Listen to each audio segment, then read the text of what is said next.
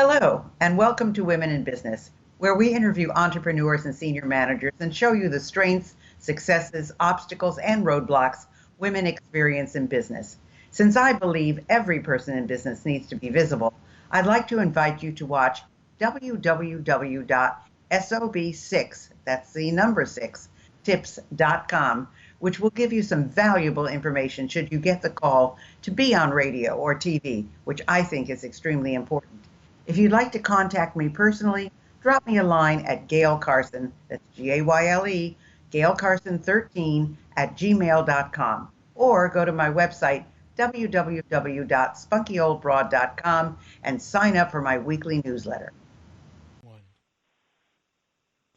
We have a very interesting guest for you today, and maybe one who you can identify with if you're younger and in a situation where you're saying, oh gosh, I don't know where to go or what to do or where to turn. And she is Raeshal Solomon. She's a young single mom, enthusiastic about combining her love of creating with her love of money management. She believes she has a knack for helping people understand the skills of money management. She's eager to share her knowledge with parents so they can teach their young children these easy to learn skills. She says, I'm excited to change a whole generation through financial literacy. And her website is littlebankers.com. I think that's fabulous. So welcome to the show, Raeshal. How are you? I am great. I'm great. Thank you so much for having me. Well, I think you're teaching something that is so important and that is not taught in our school. So it's certainly a necessity. But how long have you been doing what you're doing? Actually, I started doing this for about 7 years ago when I was started going through personal finance issues myself, and I realized that it was just so important to teach my kids the things that I felt like I didn't learn when I was a kid. But since you didn't have these, let's call them financial smarts, you had to do a lot of learning on your own. So what inspired you to start the business that you have? Well, what started it was I had like a really good job and I was making a decent amount of money, and then I had to quit my job when I found out I was pregnant with my first child. So when I quit my job, my money went away, my finances went away. So after about 6 months, I found myself at over $400,000 in debt, and then 400,000. How did it get to be so much? I owned a house. I had student loans. I had car payments. It wasn't nothing extravagant, nothing over the top. I really didn't have that much consumer debt. It was just, I had some medical bills. So it was just the basic stuff that, most people It's have. called life, right? It's called life. Right, right. It was just basic life bills. So Wow. yeah, but once I added it all up, it was like over $400,000, and I didn't have the income to pay it. I really just didn't have the money. So I started getting collectors calling and, that kind of stuff. So how the business came out of it is one day a collector called and he kind of shamed me. Like he was saying rude, disrespectful things, and I was on the phone and I was crying and upset and frustrated. And that was like, I guess, my breaking point where I knew I had to figure out how to get a handle on my finances and my life, honestly. That's interesting. Of course, that's their job. Their job is to make you feel horrible, and because they've got to squeeze the money out of you somehow. So this collector kind of prodded you into doing this, but you still had to learn the techniques, Raeshal. You had to learn Yes, how to do this. So, yes. how did you get out of the debt? I started learning like literally every book I could find on money, and back then, so I read a lot of the Susie Ormans, and I read a lot of the Dave Ramsey's. I actually took Dave Ramsey's course, and what I realized was a lot of the stuff that I had been reading in all those books, and not just those two. Like I got, I read Rich Dad Poor Dad, The Millionaire Next Door. Like every book I could get from the library. Every day, one day, summit I could go to that had anything to do with financial literacy. If a local bank had, come and learn some stuff, I would go.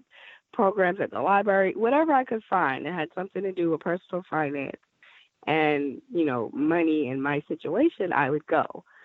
And I just absorbed all this information. And what I kept realizing was a lot of this stuff I kind of already knew.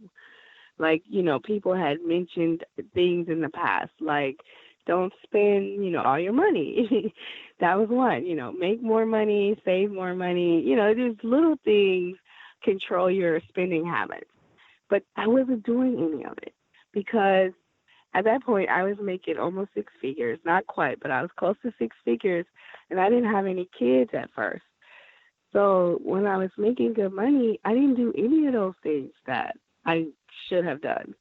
So now here I was with barely any income at all and my first kid, and I'm learning how to control myself. Wow. So were you always a single mom, or did you have someone in your life to help you along the way? I was technically always a single mom. My helper was my mom, and then I have a big family, so my family has always been very, they're just great. My sister is her and her husband and their kids, and they've always helped. My brother, he's always been there. He's helped.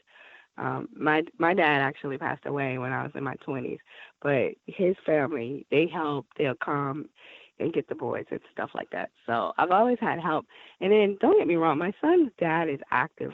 He's just not there. We live in two different states. So that adds another dynamic Right, of absolutely. planning. Yeah. So how do you manage life and work balance, Rachel? How do you, because you're on your own. I mean, you've got the supportive family, which is great, Right. but you've got this other business now that you've developed, and we know that business is not always when you want it to be. So, and I would think, you're teaching young people how to manage their money. So how are you doing that? Right. At first, I think it was me relying a lot on my family.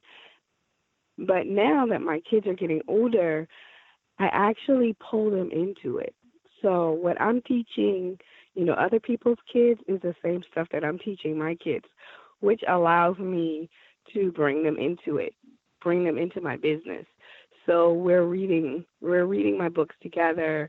We're sharing. So they're kind of my co-hosts on the podcast that I do now, where I teach financial literacy. They're my little co-hosts, and we talk and we have money conversations. And so that gives me time with them that I might not have had, otherwise, because I would just totally be focused on my business. And then I actually have to carve out time. Like anything else, you have to pull out a calendar and you have to make an appointment for it. Yes. We have appointments for doctors, we have appointments for interviews, we have appointments for, some people have work schedules. You have to be to work from 9 to 5 or whatever your hours are. You have to do the same thing with fun time, kid time, family time. So how do you sell this course or this program to other parents? I mean, what's your way of approaching a future customer? Because your customer is two. Your customer is the student, first of all, but the Right. course is paid for by the parent. So you've really got two different customers. So how do you approach that? Right. And that's funny. That is a ball that I am constantly juggling because I go around the country to elementary schools and I actually speak to the kids directly and read books and we talk about money and we interact and stuff. And so that helps because the kids, then they're like, Mommy, Daddy, I met this lady, she talked about this, that kind of helps. And then I do a lot of like conferences, you know, um, interviews like this is wonderful. People can, after hopefully hearing me, they'll go to the website, mylittlebanker.com, and be like, let me see what's here to offer. So what I have to do is I actually have to get the parents involved. So the podcast that I do, Podcast Kids, is me really just teaching parents how to teach their kids about money. Because a lot of times, as a younger generation, we didn't, our parents didn't teach us about money because they didn't really get taught about money. It wasn't always, a lot of the people that I talk to say that money wasn't, a topic in their household. Or if it was, it wasn't something that was sat, the kids wasn't sat down to the table and say, here, this is a budget. Here, this is our bills. Rent costs this much. A lot of kids don't get that at a very young age or at all. I mean, I talk to kids in college who are like, I wish I knew more about it before now. I'm starting to digging this hole and I don't know how to get out of it. So, yeah. So do you So find it is much resistance from quiet. parents, though? I mean, do they, when you No, approach, you don't? no. I hardly ever get it. A lot of parents say what I just said, like, oh my God, I wish I had learned this when I was younger. Right, You right. know what I mean? I get a lot of that. Oh my gosh, I wish somebody had told me how to do this. So what I do is I just tell them, start with your kids. You didn't get it when you were younger. That's okay. That's understandable. But now you have the opportunity to start with your family, with your kids. And if you teach your kids now, when they have kids, they'll teach their kids at a younger age. I think that's fabulous. And so what age do you start them at? What is the youngest that you start them at? When they can talk, so I so somewhere between 1 and 2. I know, right? That's so crazy. But I started, okay, so I always use my son as an example. So I started him at 1. So when he could At talk, one? I started teaching him, yes, at 1. Oh my So God. when he started talking, he started talking, he could say little simple phrases. So I started teaching him money goes in the bank. So that was the first phrase he learned was money goes in the bank. So in his mind, what we would do is we would play a game. We would do a scavenger hunt for change. So he would go around the house looking for money and he would put it in his piggy bank. But while he was doing it, he would say money goes in the bank. And that started at 1. Wow. And at 2, and then at 2, we just kept doing it, and then we started spending. So we would go to his favorite place at that time at 2 was Chuck E. Cheese. So we would go to Chuck E. Cheese, and he would put the coins in the machine or whatever. But when he came to ask, he wouldn't say, Mommy, can I have coins or tokens? He would say, Mommy, can I have money? Because I taught him that was money.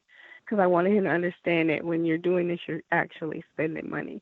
So yeah, we started at 1 as soon as he could start talking, and then by 3 I was taking him to the real bank, and now at 7 we have real conversations about rent and insurance and why That is why we absolutely need to turn the amazing, lights out. Rochelle. Amazing. I Yes, know. yes. I know when I'm trying to think now if it was my son that said this or uh, somebody else, but I think it was my son.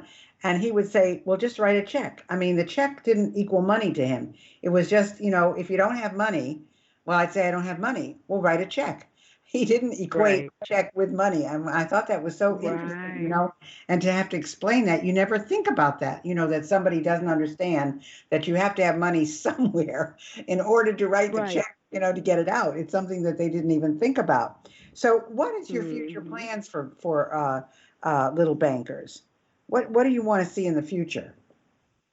So what I want to see is it grow because I still feel like this is a very important topic. And I really feel like people are still, a lot of people still don't know how to teach their kids about money. What topics should you teach? What age is appropriate for what topics? That kind of stuff. So, like I said, I started the podcast, and on the podcast Kids Cash with a K, I literally just walk through the steps, and then you get to hear me talking to my kids and teaching them new money topics. And I just teach you different things, how to teach your kids to be givers, how to teach them to be savers when they don't want to save. We talk about all kinds of stuff. I interview kid entrepreneurs. I interview kid entrepreneur parents to see, how long did it take you to say yes? Because I started interviewing kid entrepreneur parents, and I realized that a lot of them say no when their kids are like, I want to start this business. You're like, no, you don't know what you're talking about. and then like 6 months later, your kid's like, no, I really still want to do this business. And a lot of them say yes finally. And then, then I interview kids that are making like 30,000 a year or almost $1 million a year on some business that they thought of. And it's amazing. Well, I think on So, TV today, I saw that there are more millennial entrepreneurs than anyone else. I mean, the millennials are becoming millionaire entrepreneurs because they don't think about anything holding them back. They just back. go for it. So Right. interesting. And so you have some kids that are you're interviewing who are entrepreneurs making good money, correct? Yes, yes. And I'm not talking like millennials. I'm talking young, like, 15, 11, 7, like young kids making, you know, 5, 6 figures a year. Like And what are amazing. they doing? What kinds of things are they doing? Okay. Well, there's one, he is a day trader, so he trades stocks. I And know how that's old is amazing. he? And how old is he? He's 11. He 11 was 11. eighth grader. Oh my God. He's going to be a, Yes. oh my God. Okay. I know exactly right. There's one girl, she owns a bakery, and so she makes like cupcakes and stuff. And how old One is girl, she? she was, I want to say she's 14 now, but when she started, she was 9. Oh my gosh. Making cupcakes. So even if she didn't have her own bakery, she could supply these cupcakes to a bakery. Right, exactly, Wow. exactly. Okay. Okay. Yeah. And you had a So third one. then there's a little girl. She makes lemonade, and I actually purchased some of her lemonade, and it's delicious. My son loves it. And she literally she has a food truck, well, a lemonade truck, and she goes to festivals and stuff and sells her lemonades. Wow. So, yeah, I know, it's crazy. They have bottling and everything. Her bottles has the labels. She ships out, obviously, because I ordered some, they would mail to me. But it's just amazing what these kids are thinking of. It's not just let me cut your grass anymore, or even having a lemonade stand. It's not a lemonade stand in my neighborhood in my front yard. They actually have like food truck versions of it driving around. You know what I mean? Yeah. I mean, Having a line down the street. well, I think some of the parents that are going to be listening to this show on women in business are going to be, rather than working on the business for themselves, are going to put their kids to work, I think, because it's really interesting. So let me ask you now about being a woman in business. Did you find it Yeah. hard being a female entrepreneur? Did you run into roadblocks? It it was in the beginning. It was a little hard because I didn't really have any other women I could talk about. You know what I mean? Like I didn't know any other women entrepreneurs at the time when I started 7 years ago. I only knew a couple guys that owned businesses, and I felt like they were so far removed from where I was. It'd be like a kindergartner talking to a college graduate. You know what I mean? Like I didn't know how to even start the conversation. And so for me, it was just about finding a circle of people who I could relate to, who could relate to me, who were just a step or two above where I was to help guide me go to the next process. So for women in business, I would suggest that you find a mentee and a mentor. So I feel like you should help people under you who want to move up, and then of course always be looking for someone to help you as well. So, how did you find the women entrepreneurs that you eventually connected with? I just started going to conferences, business conferences, women conferences, any subject conference that I felt could help me. I go to there's like a money nerd conference. There's a conference for people that like to talk about money and stuff. So I go to different conferences and stuff, and I started meeting people, and then you get to ask questions, and you connect with people, and Well, then that's the as you whole thing. I connect mean, with there's so people, many things out there. I mean, even meetup groups, there are plenty of right? a variety of meetup groups. Where do you live? I mean, where are you from? Did What this? I I live in Charlotte, North Carolina now, but I just moved there about a year ago from Nashville, Tennessee. And what was the move for? Was it to help your business or because you wanted a different environment or? Yeah, I'm originally from Charleston, South Carolina, and I just wanted to get a little closer to home. Charleston to the Charlotte is only 3.5 hours, but Uh-huh. Charleston to Nashville is like 8, 9 hours. So Uh-huh. I just wanted to get closer. Well, And that's then, wonderful. Yeah. yeah, and the cost of living there is nice. Like for what I was paying in rent for an apartment in Nashville, I have a house. So, Really? Is my that kids got a expensive? big Is front it that yard. expensive to live in Nashville? Yeah, well, the cost of living is going up because the city is very popular now. Uh-huh. Over the last 7 or 8 years, it's boomed. So yeah, the cost of living has definitely went up. Now, if Wow. you're coming from New York or California or something, it might be cheap. You might consider it reasonable. Right. But for somebody that's been down south all her life, yeah.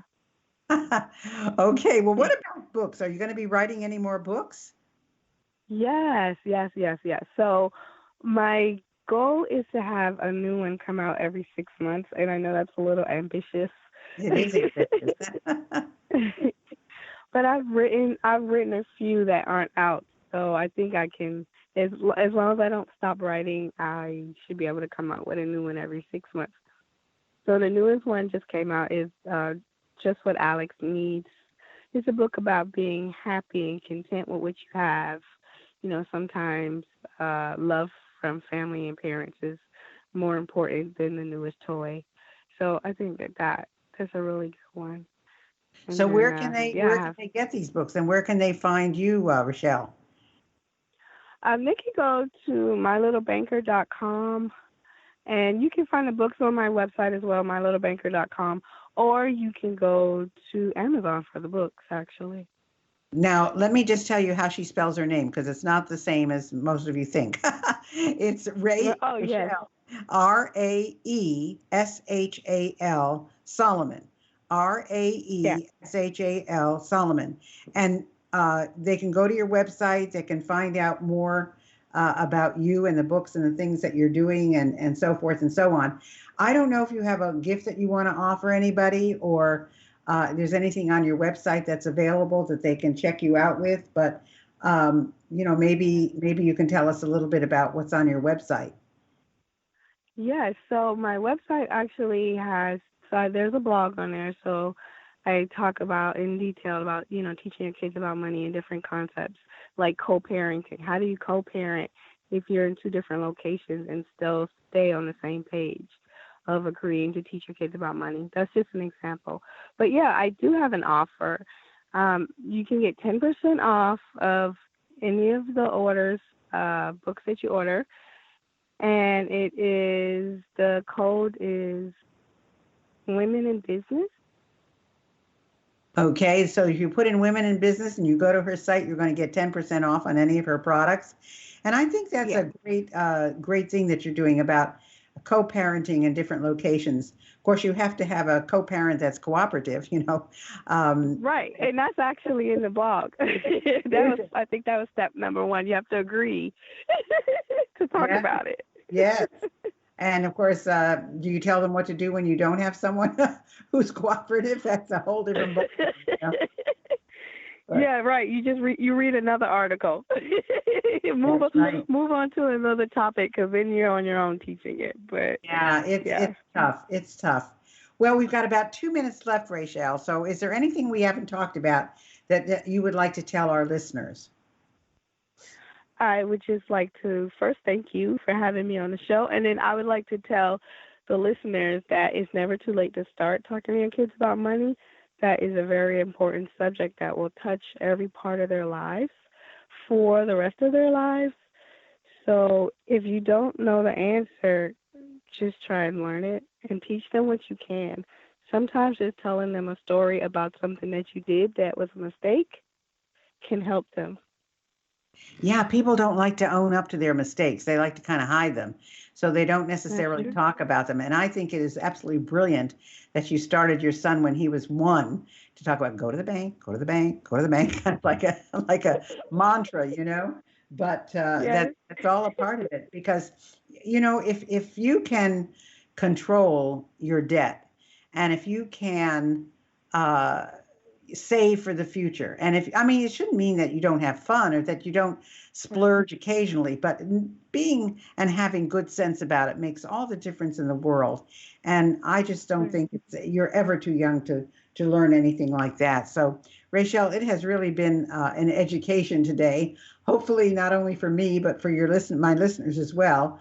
And think about how you talk to kids about money. Sometimes you like to hide the fact that you're going through some tough times, or that the family uh, has some issues, or that somebody has lost their job and they have to tighten the belt. Sometimes that's not what you want to bring to your family, but we're all in this together. And I know you're trying to protect your Right. kids, but teaching them and letting them know the realities of life, that's important too. So thank you so much for being with us, Rachel. And Thank hopefully, you. a lot of people will take advantage of your learnings. Thank you so much for Thank being you. with us. Thank you for having me. It's been a pleasure. Thank you. You've had the opportunity to get to know me over the last few years, and I'd like to get to know you as well. One of the things I'm offering is training for the media. I have a wonderful program that will get you ready for any radio or TV interview you might be offered. Many of you are doing wonderful things, but no one knows about them. Others of you are successful and wonder what's next. Whether you're in a business or have a special cause or a specific event you're promoting, media can help, and I can help you master your message so you can master the media.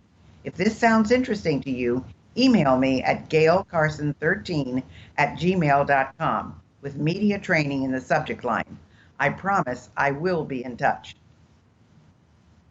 Thanks for listening to Women in Business. I hope you enjoyed today's show. And if you have any suggestions as to who you'd like me to have as a guest, just email me at gaylecarson13@gmail.com. Be sure to check out www.sob6tips.com. And in the meantime, go to www.spunkyoldbroad.com to see the resources I have for you.